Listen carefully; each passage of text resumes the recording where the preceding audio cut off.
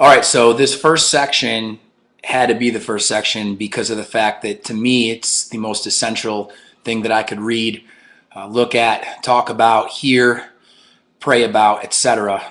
each and every day. And that's, of course, starts with the gospel and then moves into some of these books that my discipleship group that my good friend Matt White leads has been just huge in helping me conversate about and develop.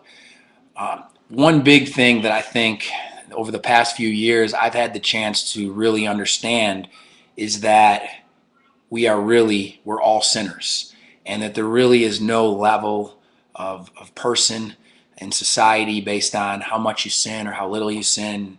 It really just comes down to the fact that without Jesus Christ, we're not saved, and we can never be saved from our sin.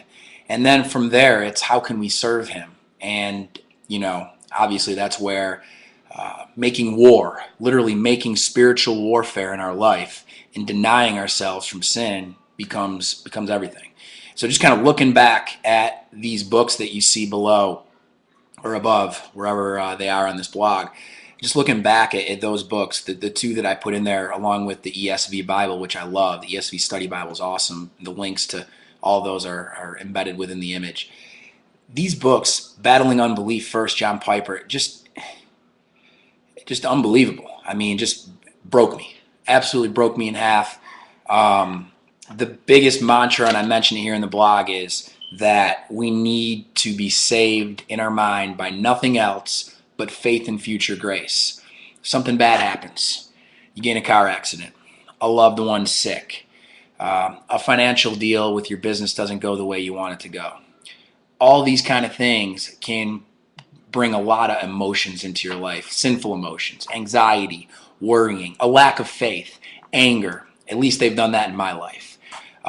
And this book talks about bringing scripture into your life, making yourself understand that you're saved by faith and future grace. And that grace, of course, comes from Jesus Christ. And for me, it's a huge thing in the first part of this year for me to read this book and experience that. Counterfeit Gods did a really good job for me as well in talking about shame and kind of like well-placed shame versus misplaced shame. And there's certain things that we're shameful about that we should be proud of, as far as the world might make us feel shameful about because of the fact that we're chasing after God's heart instead of something that might seem like it's very valuable in the world's eyes. At the same time, there's well-placed shame when it comes to the shame we feel when we have spiritual warfare and we fail.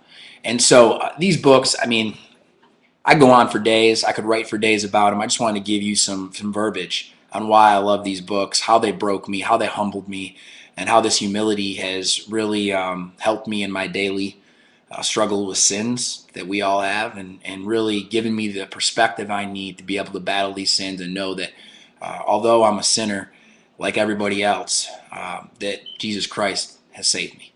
So great way to start each and every day, and great way to start this blog before we get into some really awesome business stuff and personal relationship stuff.